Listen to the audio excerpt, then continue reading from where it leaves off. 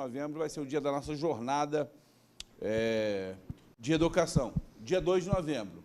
Amanhã, por acaso, é 22, né? 22, amanhã, 22, né? Não tem nada a ver o assunto, mas é só para dizer que amanhã é 22 e, né, dia 30 também é 22. Vamos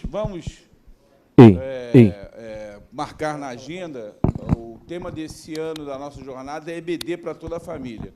A pastora Elisete vai falar sobre esse tema, a Renata vai falar sobre os nossos alunos, como peixes ou ovelhas. É uma palestra, como eu disse, lúdica, interativa, muito bacana. O pastor Fernando vai falar sobre estratégias, né, para a recepção, acolhimento de novos membros da igreja.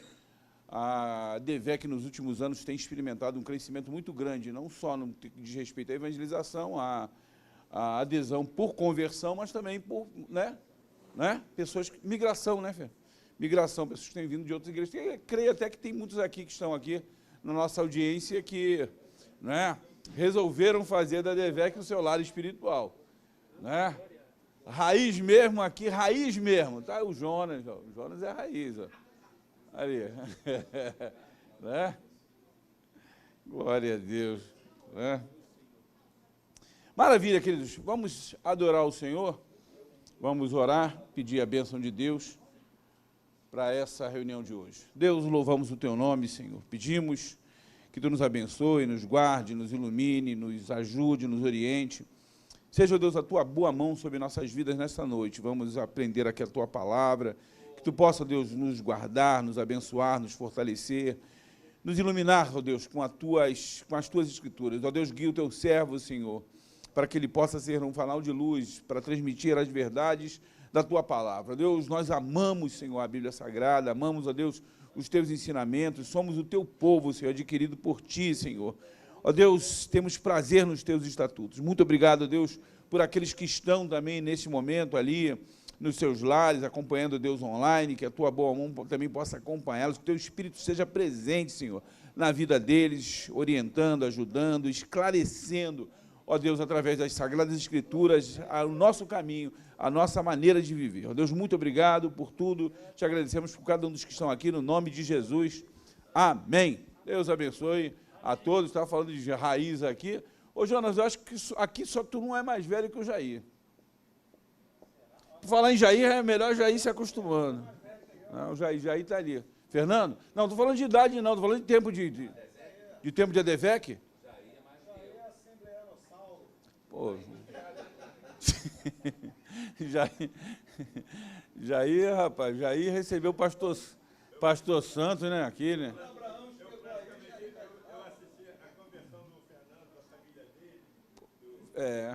Jair, quando Deus chamou Abraão, Jair estava lá. Vai, Abraão. Vai, Abraão, vai que é uma boa. Glória a Deus.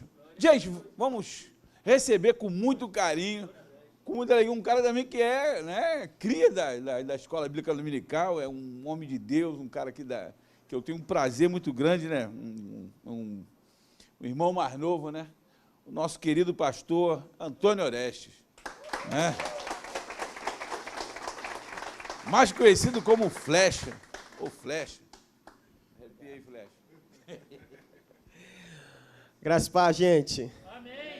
Que bom estar aqui com vocês, que bom participar dessa escola bereana. É uma honra estar aqui, é um privilégio. Quero louvar a Deus pela oportunidade que essa igreja aqui sempre me concede. É o nosso pastor, meu amigo, pastor Ronaldo, Deus abençoe o senhor, amém? De sua casa, de Vanei, da direção da IBD. Eu venho aqui aos amigos. Abra aí sua lição de número 4, né? Vamos ler esse texto bíblico básico. Nosso textuário está lá em Salmo 143, verso 10. Eu acho um dos versículos lindos que as Escrituras têm. Tem tantos, esse é um dos tais. Ensina-me a fazer a tua vontade, pois és o meu Deus. Guia-me o teu bom espírito por terra plana. A você também que nos acompanha aí online, Deus abençoe você. Você que vai ministrar a lição no próximo domingo, Deus te use aí com graça, poder, intrepidez, em nome de Jesus, tá ok? E você que está assistindo essa gravação, em seguida, depois, Também a bênção de Deus seja sobre a tua vida. Bom, vamos lá ao texto bíblico básico, segundo livro dos Reis, 5, versículo 5 a 11, assim, eu leio o primeiro e os irmãos sucessivamente. Então os filhos dos profetas que estavam em Jericó se chegaram a Eliseu e lhe disseram: sabes que o Senhor hoje tomará o teu senhor por cima da tua cabeça.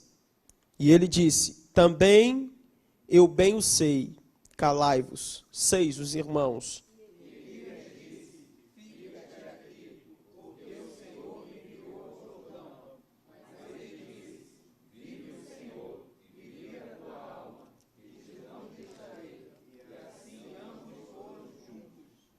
Sete. E foram 50 homens dos filhos dos profetas, e de longe pararam de fronte, e eles ambos pararam junto ao Jordão. Então Elias tomou a sua capa e a dobrou, e feriu as águas, as quais se dividiram para as duas mãos, e passaram ambos em seco. Sucedeu, pois, que havendo eles passado, Elias disse a Eliseu: pede-me o que queres que te faça, antes que seja tomado de ti. E disse Eliseu: peço-te que haja porção dobrada de teu espírito sobre mim. E disse: coisa dura pediste, se me vires quando for tomado de ti, assim se te fará, porém se não, não se fará. Todos o 11.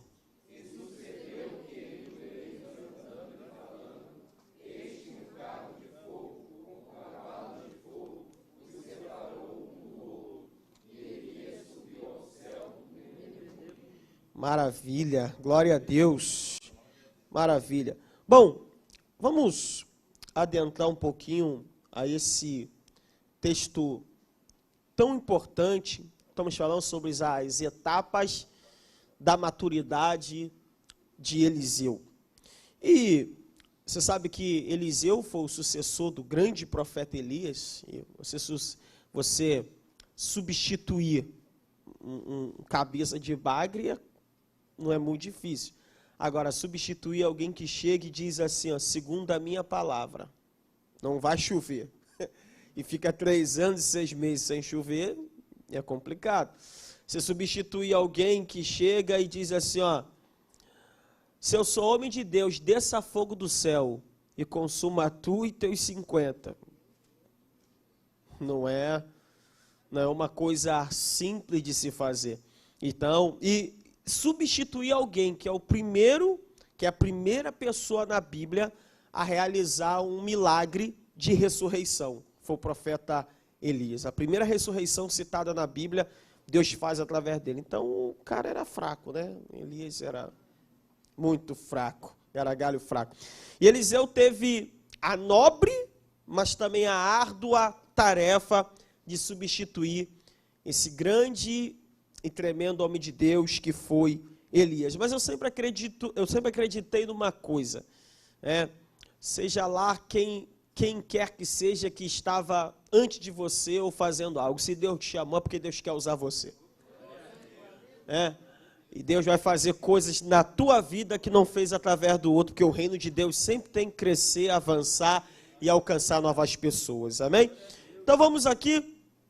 Quem foi Eliseu? Para falarmos sobre as etapas da maturidade de Eliseu, eu acho que faz-se necessário perguntarmos quem foi Eliseu.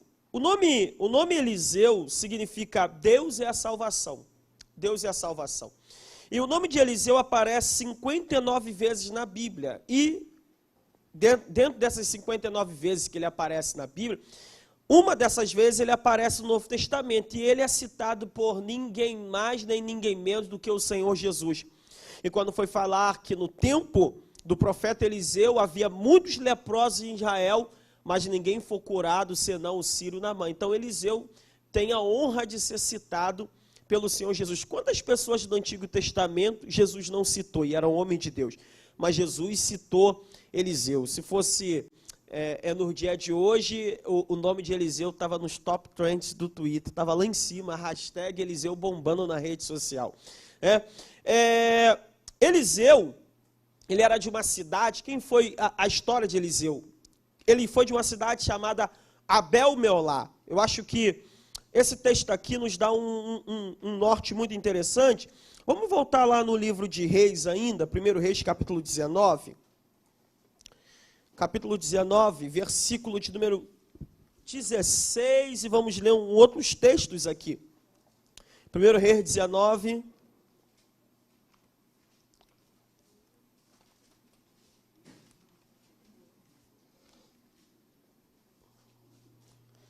Vou marcar o tempo. Senão me perco. 19, 5, 2. Você achou aí? 19, versículo de número 16 em diante. Quem achou aí? Então, olha só. O texto diz assim, ó. Vamos começar pelo 15, porque vai nos dar uma compreensão bem melhor do texto. Diz assim: e o Senhor lhe disse, vai e volta pelo teu caminho para o deserto de Damasco. E chegando lá, unge a Azael, rei sobre a Síria. Também a Jeú, filho de Nínive, ungirá Jeir rei de Israel. E também Eliseu, filho de Safate, de Abel-Meolá, ungirás profeta em teu lugar. E há de ser que o que escapar da espada de Azael, matá-lo-á Jeú. E o que escapar da espada de Jeú, matá-lo-á Eliseu. Também... Não, o 18 não precisa não. Vamos lá para o 19 direto para ganhar tempo. Partiu, pois, Elias dali e achou a Eliseu, filho de Safate, que andava lavrando com 12 juntas de bois adiante dele. E ele estava com a 12ª, e Elias passou por ele, e lançou a sua capa sobre ele. Então deixou ele os bois, e correu após Elias, e disse-me, deixa-me beijar meu pai e a minha mãe, e então te seguirei. E ele lhe disse, vai e volta, pois que te fiz eu? Voltou, pois, de o seguir, e tomou a junta de bois, e os matou, e com os aparelhos de bois cozeu as carnes, e as deu ao povo, e comeram. Então se levantou, e seguiu Elias, e o servia. Então, vamos aqui algumas considerações muito importantes. Deus fala para Elias, olha Elias, você vai ungir um profeta em seu lugar. O nome dele é Eliseu. O mais curioso aqui nessa passagem é que Deus fala de Eliseu para Elias, mas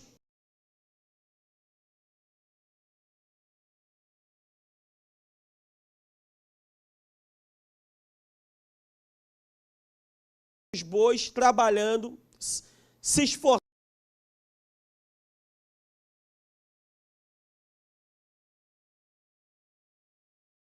de Eliseu. Então, a primeira verdade que nós aprendemos aqui é que enquanto você está envolvido fazendo a tua parte, Deus já está em outra instância fazendo coisas que você não pode fazer.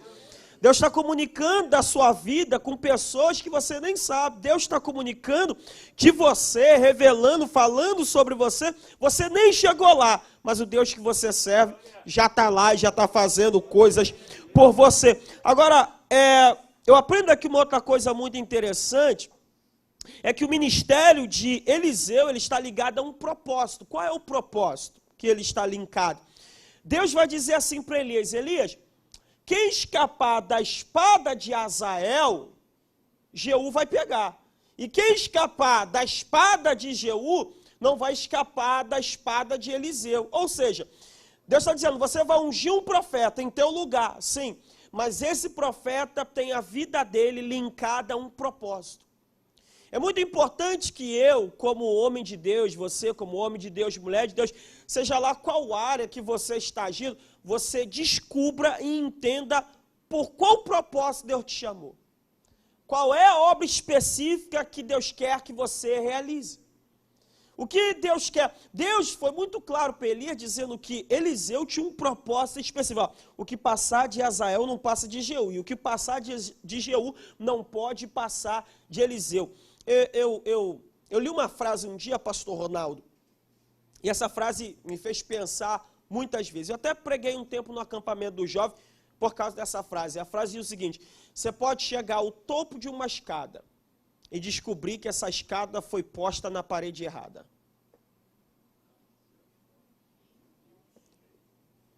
Você pode chegar ao topo da escada e descobrir que a escada foi posta na parede errada. O que significa isso, pastor? Você pode chegar ao final da carreira, ao final da vida, ao final do curso, ao final do ministério e descobrir que lá não era teu lugar.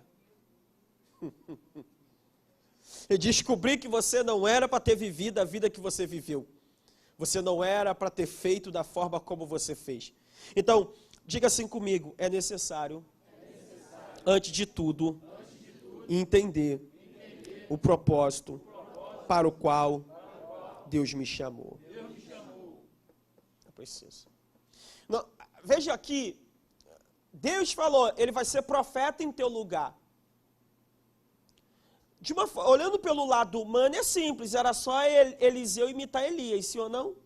Mas Deus falou, não. O que passar de Jeú não passa de Eliseu. Ele é profeta, vai ter o mesmo título que você, sim, mas o ministério dele tem pormenores e detalhes diferentes do teu. Nós precisamos de referência, mas nós não podemos se confundir com as pessoas que são as nossas referências. Precisamos encontrar a nossa voz, a nossa identidade e aquilo que Deus quer fazer através de nós. Amém? Como é que Elias encontra Eliseu? Encontra Eliseu em Abel Meolá. Onde ele está? Em Abel Meolá. Deus dá o endereço do profeta. Irmão, você pode estar onde você quiser, Deus sabe onde você está. Eu posso não estar te vendo, outras pessoas podem não estar te vendo, alguém pode não estar te enxergando, você pode estar num setor da igreja que não aparece muito. Por exemplo, eu aqui no meu caso, como ministrante aqui da lição ou como pregador, é uma função que toda hora está em exposição, sim ou não? Mas tem gente que faz coisa aqui nessa igreja que está em posições que dificilmente são vistas, mas pode não ser vista por mim e por você, mas aquele que é o dono da seara, ele vê tudo. Ele sabe onde está cada pessoa. E olha que coisa interessante, irmãos, olha que coisa interessante, é que Deus vai buscar o profeta no pasto. Não, Deus vai te buscar onde quer que você esteja para cumprir as promessas dele na tua vida, em nome de Jesus. Você crê nisso? Agora, escute isso. Quando o profeta chega em Eliseu, o grande profeta Elias, como é que Eliseu está? Atrás da 12ª junta de boi. Irmão, quem olhava lá, irmão, só via mu. Um monte de vaca, um monte de boi. Onde está o profeta? Na 12ª junta. À toa, pastor? À toa. Você sabe que o número 12 na Bíblia é o número da escolha divina. O número 12 é o número da escolha divina. Israel tinha 12 tribos. Jesus escolheu 12 apóstolos. Jesus na cruz falou que se ele quisesse, ele poderia rogar ao Pai e ele enviaria 12 legiões de anjos. A cidade de Jerusalém tem 12 portas, 12 fundamentos. Nome dos 12 apóstolos. Então, o número 12 na Bíblia é o número da escolha divina. Isto é, Eliseu é alguém que o próprio Deus disse, é esse aqui que eu estou escolhendo para esse propósito, é esse aqui que eu estou separando para essa obra, é esse aqui que eu tenho para esse tempo, mas está escondido lá no pasto, mas eu sei quem é. Mas ele entende de boi, não entende de profecia. Fica tranquilo que o meu espírito vai treiná-lo e ele vai fazer aquilo que precisa ser feito para a minha obra continuar. Vamos avançar aqui um pouquinho. Eu falei um pouquinho da história de Eliseu. Quem foi Eliseu? Falei um pouquinho da sua história. Vamos aqui, seu ministério. Alguém quer fazer uma inserção? Mexer ali no microfone? E assim. Eu. Aquela parte perturbadora de Israel, de Elias, Eu me senti agora... Não, vou dizer. Eu me senti agora no meu programa eleitoral e ele entrou com uma ação no TSE aqui. Não, o pastor Orestes falou uma coisa aqui que é importante. Ele, na função que ele está aqui nesse momento, ele é o que a gente chama, dentro dessa funcionalidade, né, dos dons, ele é alguém que a gente pode considerar um membro visível. Um membro visível, ele nunca é mais importante do que um membro invisível dentro da obra de Deus. Então, você imagina que o pastor Orestes aqui ele pode ser considerado um braço, uma perna. Se você caminhar por aqui e olhar o corpo de qualquer pessoa, você vai enxergar um braço e uma perna. Mas ninguém enxerga um coração, um rim de maneira externa. Mas para a funcionalidade do corpo, todos são importantes e vital, principalmente. Um aplauso a Deus por isso aí, né? Rebentou.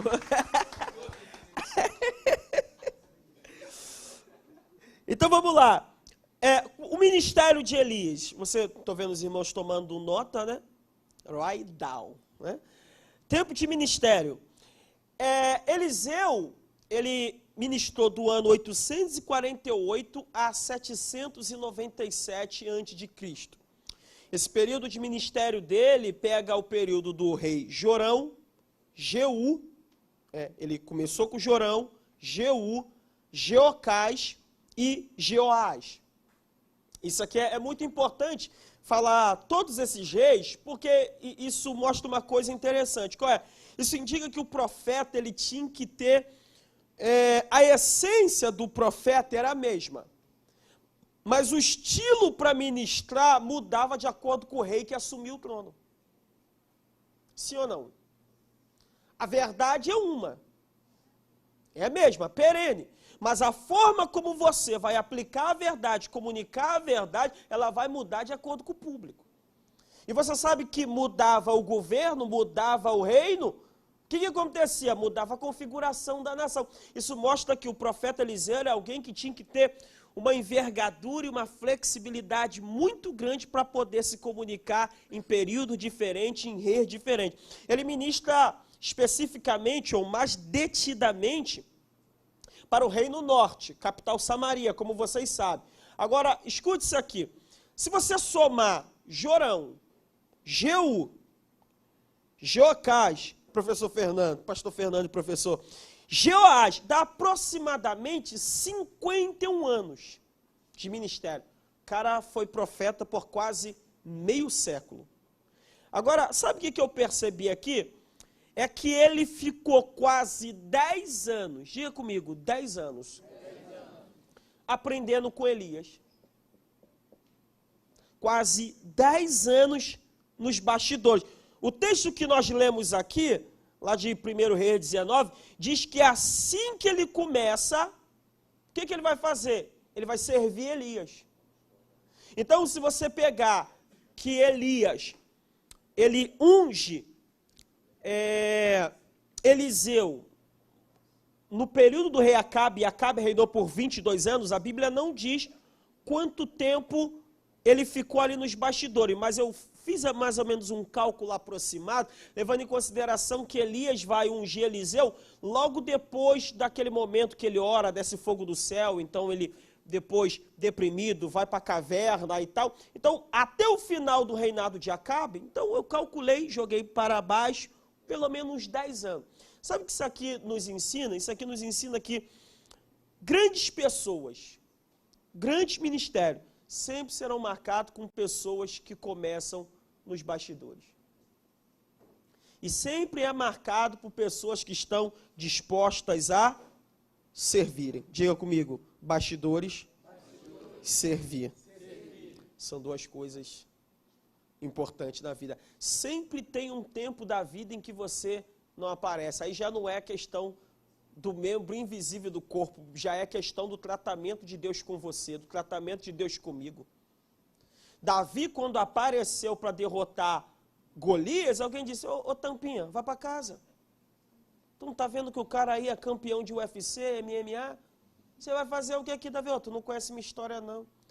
Eu apacentava as ovelhas do meu pai, vi um leão, vi isso. Eu tenho uma história, você não conhece, mas eu tenho uma história. Em oculto, mas eu tenho. Deus sabe, e Deus me treinou para esse momento em público. Deus te treina no oculto, mas quando chega na hora de Deus te usar, Ele prepara a plateia para o nome dEle ser glorificado na sua vida. Tem uma história que é atribuído a Madonna, essa fala, Você sabe que Madonna, no mundo secular, foi uma das grandes cantoras de todos os tempos. E um dia um repórter chegou para Madonna, assim que ela estava estourada, bombando de tudo que é lado, vendendo CD igual água, disseram assim para Madonna, Madonna, e agora como é que você se sente que você tem sucesso? E ela disse, não, sucesso eu sempre tive, eu não tinha fama. Porque a palavra sucesso é ser bem-sucedido naquilo que faz. Muitas vezes você pode não ter fama, mas você tem sucesso. E que bom que Deus tem te dado êxito para você conseguir caminhar e dar certo, mesmo que ninguém esteja te vendo. Eu marquei aqui algumas coisas aqui, interessante nessa atitude aqui de Eliseu. Como é que ele começa? Vamos aqui ainda nessa introdução. Como é que Eliseu começa? Estou no meu tempo. Como Eliseu começa? Primeiro, ele chega para Elias e diz assim, quando Elias lança a capa sobre ele, o que ele vai fazer, gente? O que está escrito aí no texto aí? Quando Elias lança a capa sobre ele, a capa fala da autoridade, a capa fala da transferência de autoridade ali, de unção. A unção ainda vai vir depois, mas o que ele pede a Elias para fazer? Deixa o quê? Deixa eu beijar meu pai e minha mãe. Primeira coisa que Eliseu vai fazer, nós estamos falando etapas da maturidade de Eliseu. Qual é a primeira coisa que ele vai fazer? Ele vai procurar seu pai e sua mãe para despedir, para beijar. Sabe o que isso aqui me mostra? É que Eliseu está sendo promovido a um novo nível da vida, mas ele abandona o nível anterior em honra. É muito importante que eu alcance novos níveis, mas eu não abandono o nível anterior em desonra, mas eu posso sair honrando o estágio em que eu estava. De vez em quando a gente encontra pessoas comemorando na rede social, graças a Deus, saí daquele inferno. É isso aí, sabe? Mas isso é só post lá da Europa, post lá da Inglaterra, né? Graças a Deus. Irmãos, eu preciso aprender a sair honrando o lugar onde eu estava. Isso serve para qualquer área da vida. Seja no ministério, seja em negócio, seja em emprego, parecer uma função melhor, um negócio melhor, mas honre o antigo lugar que você estava. Não, pastor, aquele lugar era muito ruim, meu Deus, lá eu sofri o pão que o diabo amassou. Aquele lugar foi tão ruim que te sustentou até o dia de hoje. Então eu preciso sair, honra, diga comigo, sair honrando. Agora, isso aqui também me mostra, pastor Ronaldo, que Eliseu era um cara bem resolvido emocionalmente. Porque eu sei que na vida, nem todo mundo às vezes tem o privilégio de ter pai e mãe que no tratamento foram uma benção. Tem gente aqui, está aqui, tem gente nos ouvindo que o pai e a mãe foram causas de grandes sofrimentos emocionais, psicológicos. Isso é uma verdade. Várias vezes na igreja nós atendemos pessoas assim. Mas sabe, quando eu me resolvo com a minha casa, quando eu me resolvo com a minha família, eu sou capaz de viver em qualquer ambiente. Porque tu acha que o gadareno, quando Jesus expulsou o demônio dele, ele disse, vou te seguir. Jesus, não, agora tu volta lá para tua casa. Volta lá para os teus. É lá que tem que começar a tua obra. Então, quando eu sou bem resolvido emocionalmente, no meu lar, na minha casa, na minha família, eu vou conseguir me dar bem emocionalmente em qualquer campo da sociedade. Se você não aprender a se dar bem na sua casa, você não se dá bem em canto nenhum. É incrível isso. É incrível.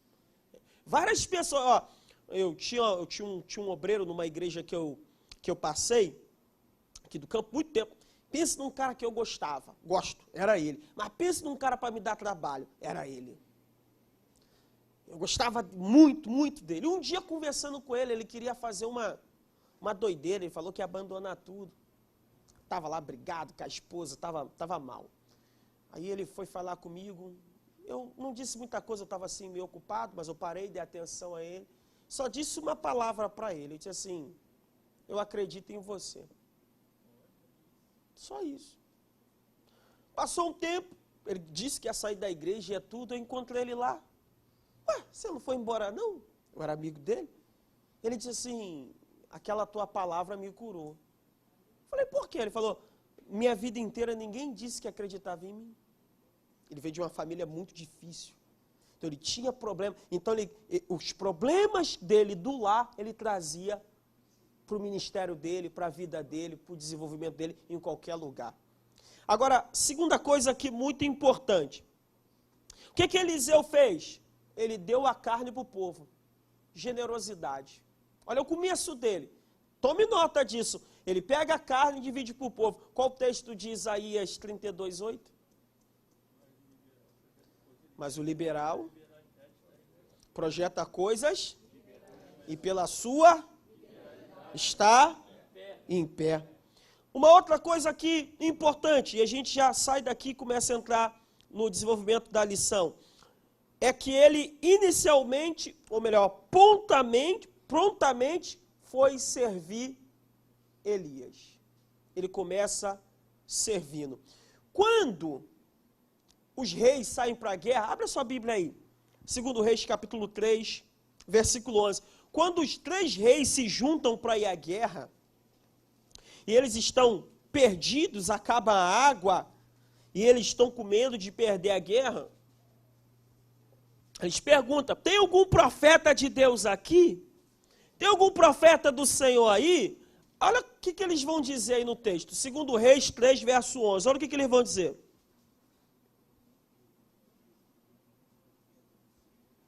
O que está escrito aí?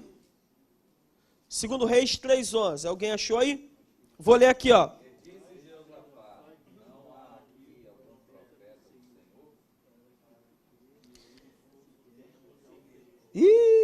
Eu vou ler aqui, deixa eu ler. E disse Josafá, não há aqui algum profeta do Senhor, para que o Senhor por ele? Então respondeu um dos servos do rei de Israel, dizendo, está aqui Eliseu, filho de Safate, que derramava água sobre as mãos. Quando eles vão identificar o profeta Eliseu, eles identificam eles como um homem cheio de poder. Está aqui Eliseu que pegou a capa de Elias, é assim que eles identificam? Está aqui Eliseu que dividiu o rio Jordão, é assim que eles identificam? Não, está aqui Eliseu que servia. Ele serve tão bem que o serviço dele é o que o distingue no seu ministério. Quando os irmãos de José viram José indo atrás deles, eles avistaram José de longe. José está procurando, não viu eles, mas o texto diz que os seus irmãos avistaram de longe. O que os irmãos disseram? Lá vem. Por que eles disseram lá vem um sonhador maior? Porque José era um homem de sonhos. Então, sem mexer muito, só para não perder a veia evangeliquez aqui do evangeliquez, olha para quem está do teu lado e diz assim, ó, quando as pessoas te veem, qual é a primeira coisa que elas distinguem em você?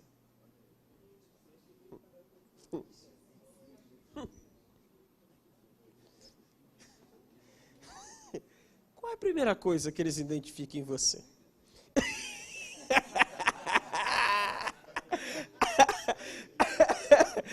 A Fernanda disse que não vai nem dizer. Bom, para a gente fechar, volta aí no 19, aí no capítulo 19, verso 20. Tem aí alguns verbos, eu quero tirar as ações que estão aí. Primeiro verbo que está aí, não vou destacar todos, assim, deixou, diga comigo, deixou. Para você viver aquilo que Deus tem na tua vida, você tem que deixar algumas coisas. Ninguém pode abraçar o novo preso no velho. Segundo, correu, diga comigo, correu. O que significa isso? Prontidão, pressa, está disponível para aquilo que Deus quer. Eu tenho que estar disponível, é igual no futebol. Se você está marcado, ninguém toca a bola para você. Agora, se você correu e desmarcou, alguém pode lançar a bola para você que você está disponível. A Bíblia diz que Zaqueu correu e o recebeu com alegria. Desceu depressa. Terceira coisa, diga voltou. Ele foi lá dar um beijo no seu pai e na sua mãe, resolveu sua questão emocional, mas ele voltou para o quê? Para o propósito. O que é isso? Foco. Foco. Eu preciso de foco. Eu não posso me embaraçar com as coisas que me impedem de exercer aquilo que Deus tem para a minha vida. Terceiro, diga comigo, ele matou os bois, diga, matou. O que tem que morrer na sua vida para você viver o que Deus tem? que tem que morrer na sua vida? O que tem que morrer para você viver? Alguma coisa tem que sair para o novo entrar, irmão. Tenho certeza disso. Em último lugar, diga assim comigo, seguiu. Diga, seguiu. Significa que quem vai na frente não é ele, quem vai na frente é Elias. Significa que quando Deus nos chama, Deus também nos mostra uma autoridade a quem nós temos que submeter-se. Quem você tem que seguir?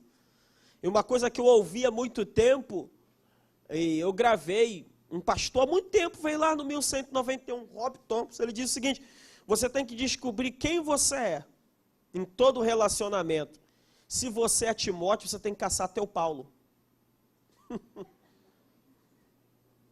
Se você é Arão, você tem que caçar teu Moisés. Você tem que saber quem é você em cada relacionamento. Tem relacionamento que você é o Moisés e o outro é Josué. Mas tem relacionamento em que você é Josué e o outro é Moisés. Quem é você? Nesse caso aqui, ele tinha que seguir. Vamos avançar. Gilgal. Então vamos lá. Você conhece, nós lemos aqui na passagem principal, que quando Elias estava para ser levado por Deus aos céus, e ele subiu no redemoinho, Elias passou com Eliseu em vários lugares, e cada lugar dele representa uma etapa na maturidade de Eliseu. O primeiro lugar é Gilgal. Diga comigo, Gilgal. O que era Gilgal? Gilgal foi o primeiro acampamento, guarde isso, o primeiro acampamento de Israel dentro da terra prometida. O primeiro acampamento, tirando a Transjordânia, estou falando em Canaã, quando eles atravessaram o Jordão. Correto, meu professor Nicodemo lá atrás aí? Ele sabe? Rabi do Sinédrio. Então escute isso. Foi o primeiro acampamento. E esse lugar ficava aproximadamente mais de 12 quilômetros do Jordão. Por que essa informação é importante? Quando o povo de Israel, eles atravessaram o Jordão, Deus mandou o povo tirar 12 pedras, pastor Gilson, do Jordão e construir um altar.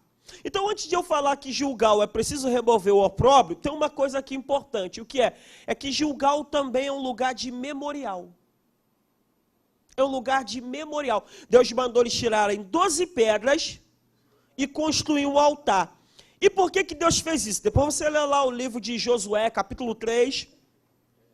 Deus diz o seguinte: vocês vão fazer um altar com essas 12 pedras. Para que isso, Josué? Para quando passarem as gerações, os filhos de vocês virem esse montão de pedra e perguntarem, vocês vão dizer para eles que Deus abriu o rio, secou o Jordão para vocês passarem. Então, o que a gente aprende aqui? Nós aprendemos aqui que na vida é importante deixar um legado para as futuras gerações. Eu preciso deixar um ensinamento para os meus filhos. Eu preciso deixar para o meu filho lição para que ele saiba o que Deus fez, de onde Deus nos tirou. Eu acho lindo da nossa igreja o trabalho que quando uma pessoa nova chega aqui, ela aprende a história da igreja. Nós não chegamos aqui com esse edifício gigante. Eu sou moderna aqui, né? Cheguei lá no 1191. Tem uns irmãos aqui que chegaram lá na Honório Bicalho. Lobo Júnior?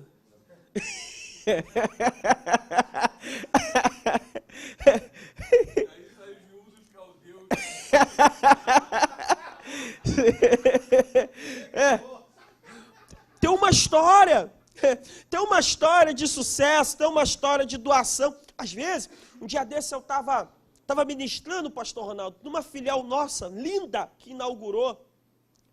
Filial linda, numa área nobre, top de linha, negócio tudo top. Aí o dirigente pegou o microfone e disse assim: irmãos, você está vendo esse lugar bonito, confortável, mas nós não começamos aqui não.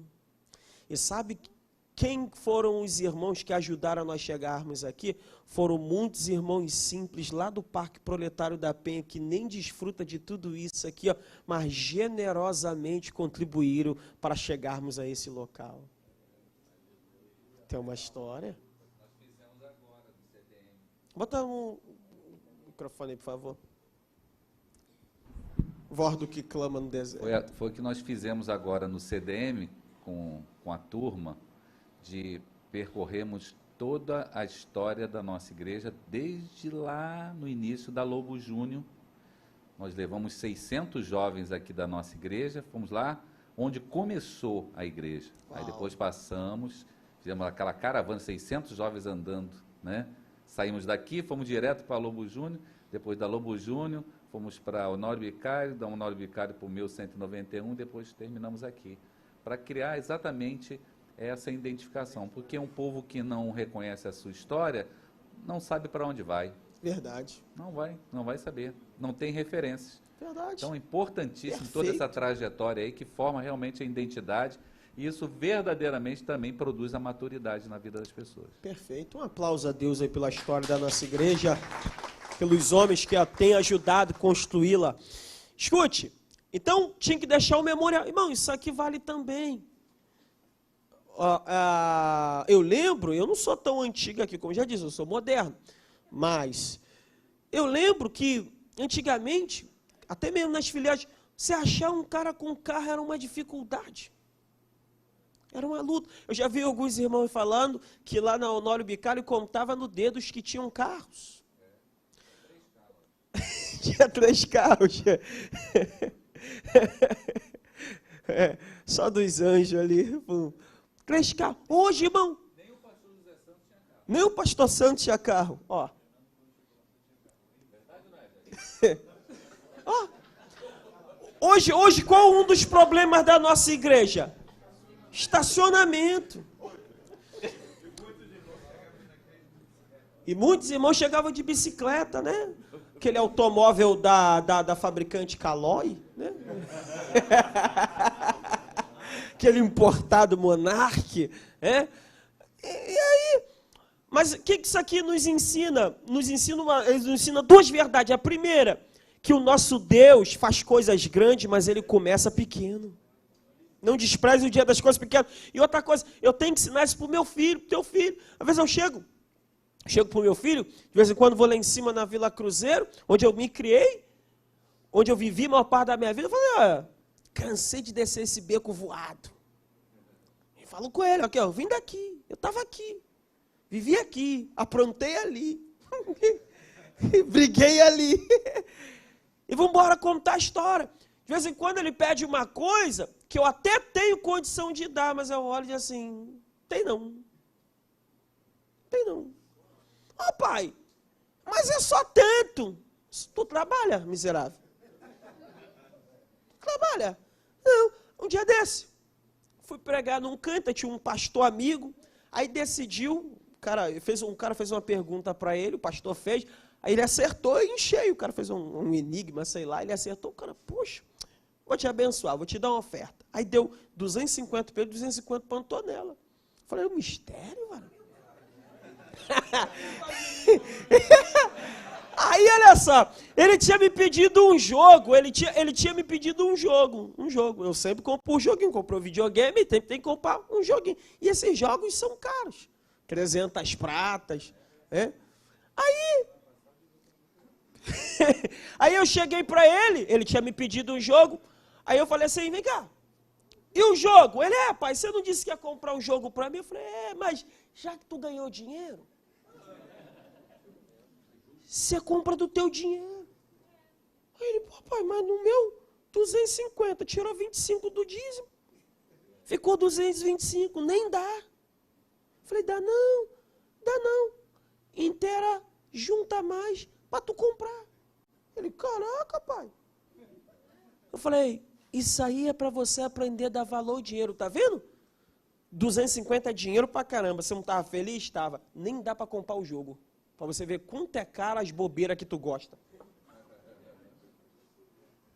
Se você não criar, o cara acha que tudo cai do céu, vem fácil. Aí você, lógico, você dá aos seus filhos no nível em que Deus te colocou. Ok, mas também você tem que mostrar para os seus filhos que nem sempre foi assim. Escuta outra coisa. A pedra tinha que ser carregada por 12 quilômetros aproximadamente. Deixar um legado dá trabalho.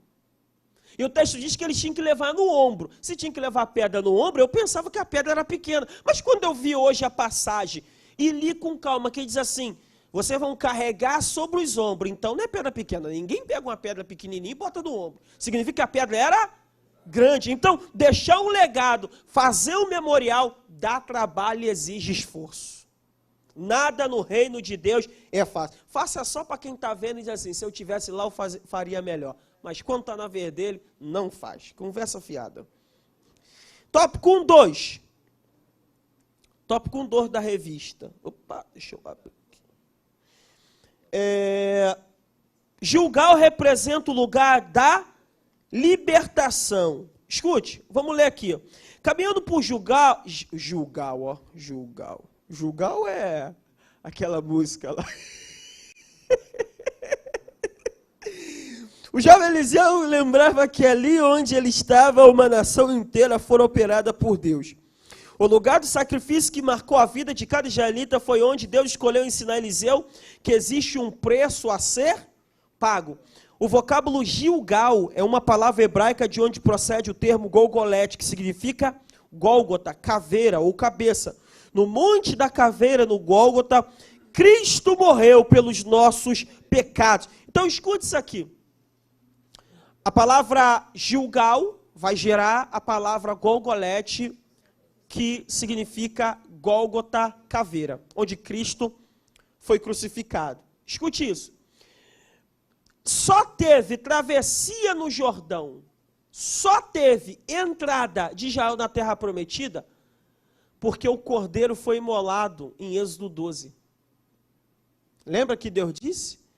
Na casa que tiver o sangue na porta, o destruidor não vai entrar.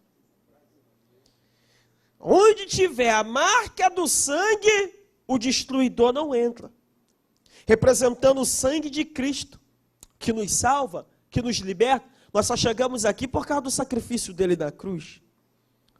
Nós só chegamos aqui por causa daquilo que ele fez. E o povo chegou ali, teve um preço a ser pago. Curiosamente é que o cordeiro, ele tinha que ser de 1 ano, sem mancha, sem defeito. Eles pegavam o cordeiro no 10º dia, só imolavam o cordeiro no 14º dia. Mas no meio do deserto, o que eles geraram? Filhos. E esses filhos que nasceram no deserto, eles não foram circuncidados. Então eles estavam incircuncisos. E a circuncisão era o sinal, a marca do pacto de Deus com o povo de Israel. Então quando eles chegarem em Gilgal, Deus disse, eu vou remover o opróbrio do Egito. Isto é, eu vou tirar a vergonha do Egito de sobre vocês. E como é que Deus tirou a vergonha do Egito? Quando eles fizeram um pacto com Deus. E nós sabemos que a circuncisão, que era algo que era feito na extremidade do corpo, era apenas algo externo. Mas a verdadeira circuncisão, Paulo vai dizer, é Cristo que realiza no nosso coração. Quando nós temos uma aliança com Deus, um pacto com Deus no homem interior, nós nos tornamos nova criatura. E a Bíblia diz, se alguém está em Cristo, nova criatura é. As coisas velhas se passaram, eis que tudo se fez novo. Quem pode glorificar a Deus aí por isso? Tópico 2. Tópico 2. Betel, a casa de Deus. É preciso fortalecer-se. Esse não é outro lugar senão a casa de Deus. Esta é a porta dos céus. Leia comigo aí. Quem que pode ler aí na revista? Não, eu vou ler aqui que vai ficar por causa do microfone aqui. Ou se alguém está com o microfone aí, pode ler para mim o tópico do hoje. Leia para mim, por favor. Leia ele todo. Por favor. Betel, o 2 inteiro. A casa de Deus, é preciso fortalecer-se. A segunda etapa do amadurecimento espiritual de Eliseu deu-se em Betel, que significa casa de Deus. Pode continuar. Elias ordenou que seu ajudante ficasse naquele lugar.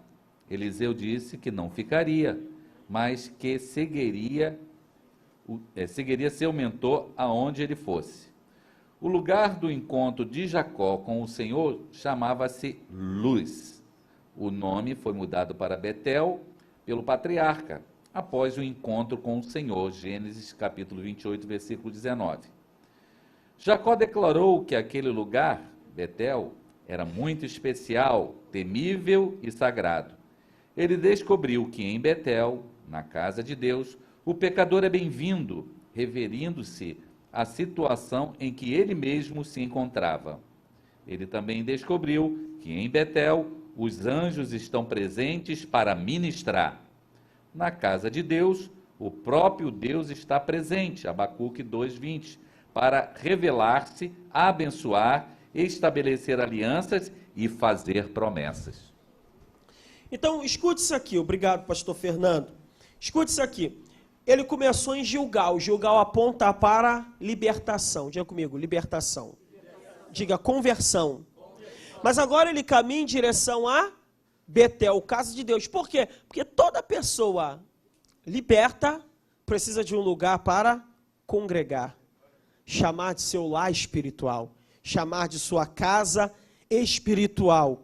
E você sabe que Betel, já foi dito aqui, foi o lugar onde Jacó teve um encontro com Deus e disse: esta é a porta dos céus. Deus criou o homem um ser social. Então nós temos necessidade de ter comunhão com Deus, mas também nós temos necessidade de ter comunhão entre os irmãos. É o exemplo da cruz, né? É comunhão na vertical e comunhão na horizontal. A Bíblia diz em 1 João, se andarmos na luz como ele na luz está, mantemos comunhão uns com os outros. E o sangue de Jesus Cristo, seu Filho, nos purifica de todo pecado. Eu preciso de comunhão. A igreja, ela não é dos homens, invenção dos homens. Jesus disse, e sobre esta pedra, ele mesmo, edificarei a minha igreja e as portas do não prevalecerão contra ela. Agora escute o seguinte, tem a igreja espiritual, que é a casa de Deus, a reunião de todos os membros do corpo de Cristo espalhado no mundo, e tem a igreja templo, que é onde a igreja invisível se reúne através dos membros, através do seu corpo. Eu anotei aqui, para resumir aqui esse tópico 2, quais os benefícios de se estar na casa de Deus. Vamos lá, primeiro, paz e entendimento. Anota aí. Paz e entendimento. Olha o que diz Asaf, quando estava meio perturbado, vendo a prosperidade dos ímpios. Olha o que Asaf vai falar no Salmo 73, versículo 16 e 17. Olha só, ele está perturbado, está agoniado. Aí ele vai dizer assim, ó, versículo de número... Salmo 73, versículo de número 16 e 17. Quando pensava entender isto, foi para mim muito doloroso, até que entrei no santuário de Deus. Então eu entendi o fim deles. Está lá Asaf, Salmo 73. Asaf está lá vendo a prosperidade dos ímpios. Está lá agoniado, vendo o ímpio prosperar, mas quando ele entra na casa de Deus, irmão, tem revelação e instrução de Deus para o coração dele. Quando você entra na casa de Deus, tem entendimento. Ó, eu vou dizer para você uma frase que um dia eu vi o pastor Vicente dizer. Ele diz o seguinte, ele dizia contando que quando ele era novo, a mãe dele pegava firme com ele para ir para a igreja, ele contando essa história, né? Aí ele disse assim, ó, já teve dias que eu me arrependi de não ter ido para a igreja. Mas nunca houve um dia que eu me arrependi de ter ido para a igreja. Vale a pena você estar na casa de Deus. Vale a pena você estar nesse lugar. Segundo, pastor, o que tem quando você vai para a casa de Deus? Qual o benefício da casa de Deus? É um ambiente de busca. Diga, um ambiente de busca. Meu irmão, a casa de Deus é um ambiente de busca. Ó, o lugar que você frequenta revela o que você está buscando. Se você vai para o cinema, você está buscando entretenimento. Se você vai numa exposição de arte, você está buscando cultura. Se você vai no médico, você está buscando tratamento. Se você vai numa corretora financeira, você está buscando investimento. Quando você vem para a casa de Deus, isso revela que você está buscando a presença de Deus. O lugar que você frequenta revela o que você está buscando. Pastor, qual o benefício de estar na casa de Deus? Qual o benefício de estar na casa de Deus? Manifestações do poder de Deus. Manifestação do poder de Deus. Mateus 26, anota a referência, Mateus 26, verso 55, diz que Jesus efetuava as curas no templo. Onde Jesus curava? Olha lá. Mateus 26, 55. Vou ler aqui com vocês.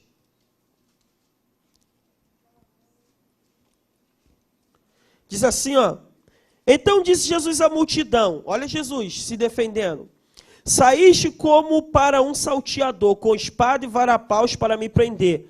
Todos os dias me assentava junto de vós, ensinando no templo, e não me prendeste. Ele ensinava no templo, e se você pegar Mateus 21, 14, você vai ver o contexto dessa passagem, que ele efetuava curas no templo.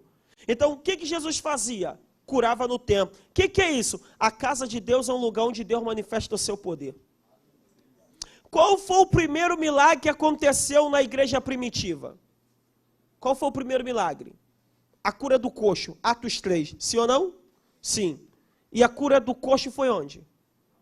Na porta do templo. O primeiro milagre da igreja primitiva foi de alguém na entrada da casa de Deus. Aqui sempre será um lugar onde Deus manifestará a sua glória, onde Deus fará. Deus não está adstrito a esse lugar. Deus pode fazer em qualquer lugar, mas aqui é um lugar por excelência, onde Deus manifesta a sua glória e o seu poder. Pastor, qual o benefício de estar na casa de Deus? Aqui tem uma atmosfera de adoração. Você pode adorar a Deus em qualquer lugar, na tua casa, no carro, no trabalho, andando na rua. Só que tem um detalhe, nós separamos e dedicamos esse lugar para exaltar a Deus, para bendizer a Deus. Então, quando eu estou na casa de Deus, eu sou abençoado. Quando eu estou na casa de Deus, eu sou fortalecido. Quando eu estou na casa de Deus, é um refúgio em tempo de crise. Salmo 27, verso 4, uma coisa pedi ao Senhor que eu possa morar na casa do Senhor para contemplar a formosura do Senhor e aprender no seu tempo. Por quê? Porque no dia da adversidade, olha lá, me esconderá no seu pavilhão, no oculto do seu tabernáculo me esconderá, por-me-á sobre uma rocha. Ah, meu irmão, quantas vezes nós entramos nesse lugar e só de entrarmos nesse lugar, Deus tem uma palavra, Deus tem uma direção, Deus tem uma instrução para a minha vida e para a tua vida que muda a nossa história. Então, há um benefício de estar. Casa de Deus é lugar de fortalecimento. Casa de Deus é lugar de você desenvolver seu ministério. Casa de Deus é lugar onde você pode crescer. Então nós aprendemos que estar na casa de Deus sempre vai valer a pena. Minhas melhores memórias estão na casa de Deus. Na casa de Deus. Conheci minha esposa na casa de Deus. Me casei aqui, apresentei meus filhos a Deus aqui, né? Aqui na casa de Deus. Oportunidade, vou contar uma história para vocês que vocês, acredito que 100% aqui não sabem. Aqui nessa rua aqui tinha uma feira, pastor Ronaldo, aqui nessa rua tinha uma feira. E eu trabalhava ali na feira, dia de domingo, ajudando uns amigos. E eu me converti, eu tinha 15 anos de idade. E aí eu tinha sede de aprender a palavra, eu queria aprender a palavra. Aí, antigamente, a escola dominical nas filiais era às 5 da tarde. Quem lembra disso? Irmão Jair, o senhor lembra com certeza. Eles disseram que o senhor estava desde o princípio. Aí, olha só. Aí lá na filial, aí eu estava lá na filial da Travessa Corinthians, aí eu cheguei lá estudando. Aí eu disse, não, eu quero aprender mais a palavra. Aí, eu chegava cedo, porque feirante chega cedo. No intervalo, quando começava a escola dominical, olha só que coisa interessante. Eu fugia da feira para ir para a classe de novos convertidos. Ficava até terminar a lição, corria para a feira de novo. Aí estava lá na classe Novo Convertido, aquela revistinha pequenininha, comentado, se não me falha a memória, esqueci agora o comentarista, acho que foi o pai do pastor, é isso aí. Aí, ó, uma coisa que o senhor não sabe, primeira aula minha, lá na classe Novo Convertido, quem estava dando? Olha como é que é a vida. Primeira classe, estava lá, pastor Ronaldo, eu lá anotando, olha que coisa, depois peguei tantos outros, pastor Fernando lá ensinando, aquilo me marcou tanto, que até o dia de hoje eu tenho guardado aquela revista.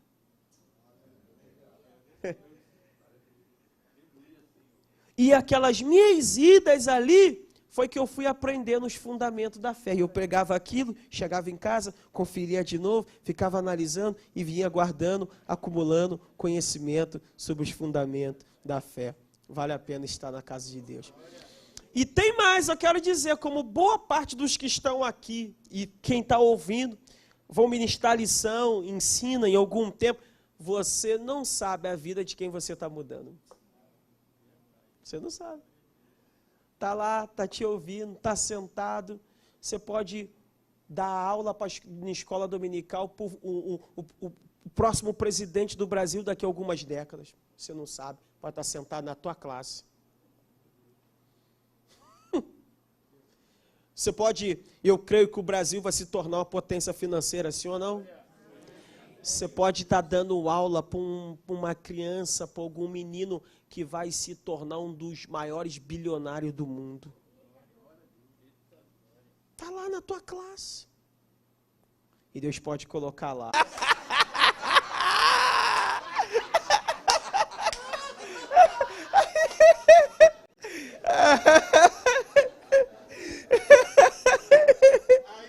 Ainda... Está aqui, ó, Diácono Carlos, que conhece bem minha família. Eu era pequeno, aí fui para... A vizinha me levou para a igreja. Aí a professora escreveu na parede não, no quadro negro, me lembra até o dia de hoje. Lâmpada para os meus pés e a tua palavra e luz para os meus caminhos. Salmo 119, nunca mais esqueci. Criança, os pais não eram nem crentes. Você está mudando vida de pessoas e você nem sabe. Você está edificando vidas. Amém? Amém? Vamos continuar para a gente terminar, que o pastor Ronaldo falou que vai pagar um mistério para todo mundo no final, aí açaí de graça. Meu Deus, está valendo? Eita. Vamos lá. Jericó, é preciso lutar. Você sabe, irmão, Jericó era uma cidade tão grande, uma vez eu vi um estudo que o muro da cidade de Jericó, ele tinha de espessura aproximadamente 9 metros de largura. Olha que loucura. Você pode parecer, pastor, essa informação está muito mirabolante. Muito mirabolante. Hã? É, sim, tem caso. A informação isso é tão verdadeira que o texto diz que a casa de Raabe estava em cima do quê? Do muro. Então, a cidade, o muro era largo. Então, Jericó era uma cidade intransponível. Isso nos mostra que Eliseu ele sai de Gilgal, passa em Betel, mas tem que passar em Jericó. É preciso lutar. Escute isso, as lutas fazem parte da vida. Não tem como. Agora, quais são as razões das lutas? Quais são as razões das provas? Primeira, pós-queda. Depois que Adão pecou, irmão, tem um monte de problema que não estava no plano de Deus, mas o mundo se tornou imperfeito. Então você vai passar por luta, porque é uma condição pós-queda. Segundo, tem luta que é dificuldade para você romper. Você quer crescer, você quer viver, você quer fazer, você quer viver de uma forma diferente, então você vai enfrentar coisas que os outros não enfrentam. Para a gente caminhar aqui em direção final, tem luta que você vai enfrentar só porque você é a luz. O cara que é endemoniado não vai. O cara que está fora do evangelho não vai. Mas você vai porque você é a luz. Mas fica tranquilo, que 1000 cairão ao teu lado, 10.000 à tua direita, mas tu não serás atingido. O guarda de Israel está com você. Você crê nisso? Qual era a estratégia de Josué para o povo vencer em Jericó? Qual era a estratégia de Josué? Vocês ficam de bico calado, não fale nada até o dia que eu dar a ordem para vocês. E aí vocês vão gritar. Então a revista colocou isso muito bem, falando do controle da língua. Diga comigo, controlar a língua. Diga mais forte, controlar a língua. Escute isso, eu anotei aqui. Às vezes falamos errado. Ou às vezes falamos a coisa certa com a pessoa errada. Ou às vezes falamos a coisa certa com a pessoa certa na hora errada. Moral da história. O segredo da vida não tem outra saída. Passa pelo domínio de saber usar bem sua comunicação. A Bíblia diz em Tiago que um navio, uma nau imensa, é guiada por um pequeno leme. Sabe o que ele está querendo dizer ali? Que a tua vida é dirigida pelas tuas palavras. Aí a pergunta que eu te faço é, como é que você usa as tuas palavras? Você usa a tua palavra para bendizer ou usa a tua palavra para amaldiçoar? Você usa as tuas palavras para criar o teu futuro ou você usa as tuas palavras para criar as tuas derrotas? Não podemos nos esquecer que como Deus criou o mundo. Como é que Deus criou o mundo? Com a palavra. Cria o teu mundo com a sua palavra. Palavras trazem vida. Palavras selam destinos. Guerras começam com palavra certa, vai mudar a tua vida e a tua história. E muitas dificuldades que nós estamos enfrentando, elas passam pela palavra certa. E a minha oração é que o Espírito Santo, aí você diz Jesus, você crê nisso? Fiel até o fim. É preciso manter-se fiel até... Elias disse para Eliseu, eu vou em Gilgal, fica aí. Eliseu falou, não, eu vou contigo. Eu vou em Betel, fica aí. Não, eu vou contigo. Eu vou para Jericó, fica aí. Não, eu vou contigo. Eu vou no Jordão. Ele disse, eu vou também. Chegou lá no Jordão, Elias disse para ele, o que você quer? Eu quero porção dobrada do Espírito que está sobre você. Não, porção dobrada do Espírito de Elias, ou seja, da unção, da graça que estava sobre ele, não era pouca coisa não, hein? Olha o que Elias disse. Se você me ver, você vai receber. Se você não me ver, você não vai receber.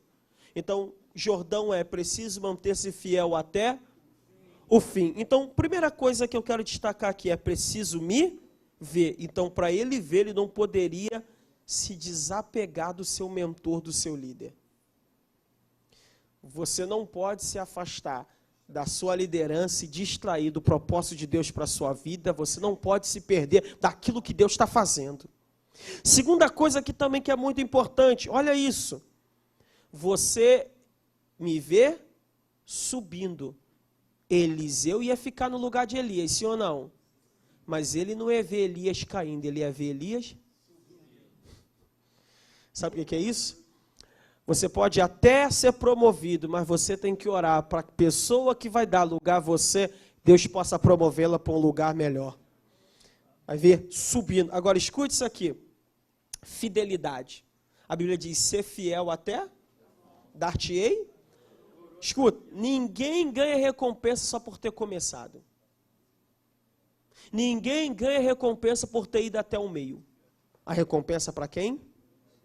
A recompensa é para quem? Vai até o fim. Ao que vencer, em Apocalipse 7 vezes, ao que vencer, ao que vencer, ao que vencer, ao que vencer. Não é o que foi a metade do caminho, não é o que ficou pela metade, ao que vencer. Ao que vencer. Amém? Amém. Deixa eu voltar aqui.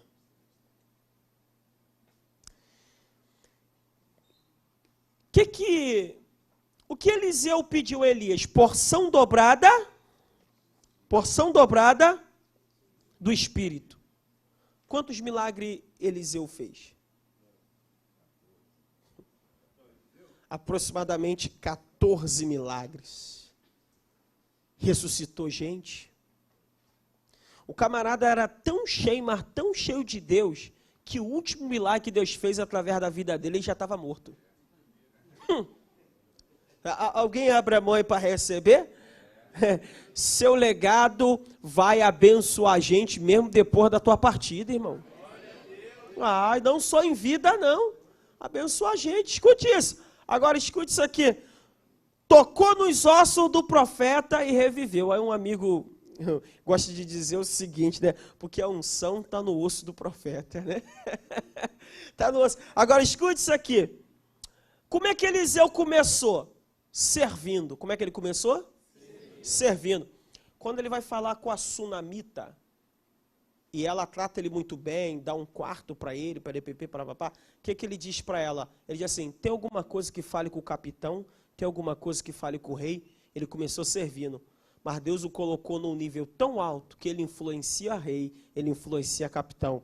Quando você serve, Deus te exalta e te põe em posições exaltadas, em posições de destaque. Segunda coisa muito importante, o que Eliseu começou a fazer? Quando ele começou, ele pegou a carne e deu para o povo, não foi isso que nós lemos? Matou o boi e deu a carne para o povo. O que a sunamita vai fazer para ele? Vai fazer um quarto, cadeira, candeeiro, tudo que você planta, colhe. Vendo generosidade. Plantou, vai voltar para você. Você vai colher. Agora, e ela olha e diz assim, ó, esse que passa por nós, ali vai, um santo homem de Deus. E eu termino dizendo uma coisa para você. Essa frase aqui, ó, meu pai, meu pai, meu pai. Quem foi que disse isso para ele? Foi o rei Joás. Quando Eliseu estava para morrer, o rei Joás foi visitá-lo. E quando o rei avista o profeta, o rei olha e diz assim, meu pai, meu pai. Quando Elias estava subindo no redemoinho, o que Eliseu falou? Meu pai, meu pai. Quando Eliseu começou o ministério, o que ele fez? Deixa eu dar um beijo no meu pai, na minha mãe. Quem começa ele, e agora tem um rei olhando para ele dizendo, meu pai, meu pai. Um cara que estava atrás da 12ª junta de boi, alguém que estava esquecido no pátio. Agora imagina um rei olhando para ele dizendo, você não é apenas um profeta, você é mais do que um profeta. Você é para nós um pai. Deus te abençoe em nome de Jesus.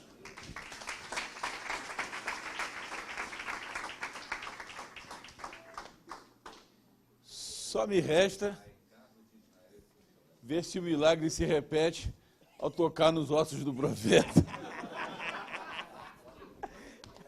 Cara, eu sou homem velho, não posso ter essas emoções, não. Vou dizer uma coisa para você, acho que talvez não exista na vida de alguém que se dedica ao ensino, né, a ser um professor, a alegria maior do que ver alguém que vai muito além, né, do que da onde ele chegou. Né? A gente não...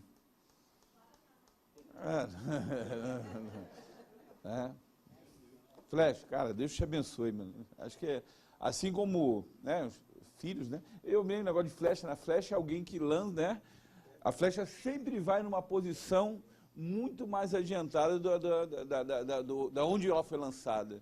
Então, cara, que Deus continue te abençoando onde você for, né? Quem se converter, quem ouvir a sua mensagem, eu vou saber que eu tenho uma pontinhazinha lá, né?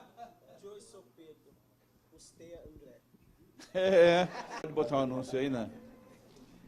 Bota um anúncio aí e fala. Aproveitar aqui um tempinho, pastor, indicar um livro para o pessoal que quer se aprofundar nessa. Quando o Poder e o Potencial se Encontram, um livro que foi publicado aqui no Brasil pela Central Gospel. Vale a pena porque ele traz toda essa abordagem que, na verdade, aqui na lição linkada com a questão da maturidade, as etapas para você, né, amadurecer, viver os processos, ele traz ali sobre uma ótica, inclusive, aplicando ao propósito que foi que o pastor Orestes falou aqui. Né? O pessoal que me conhece sabe que eu gosto muito desse tema aí, propósito, dom, né, ofício, né, desempenhado do ministério. Então, muito legal a gente ver como que Deus trabalha, como que Deus se vale, né, dos processos temporais e também de como que ele insere pessoas para poder a gente fazer a vontade dele, principalmente servir ao povo dele aqui nessa terra. Então, para poder a gente fechar aqui a nossa Bereana,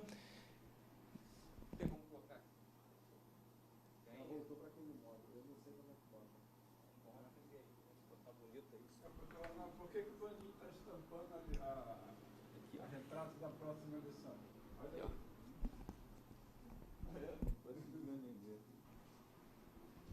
carregar é bonito para o pessoal de casa ver.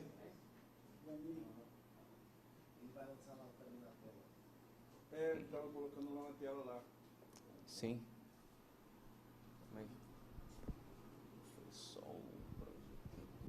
Só aproveitando enquanto o Edivani coloca o anúncio aqui, só lembrar, quem está vindo aqui pela primeira vez, hein?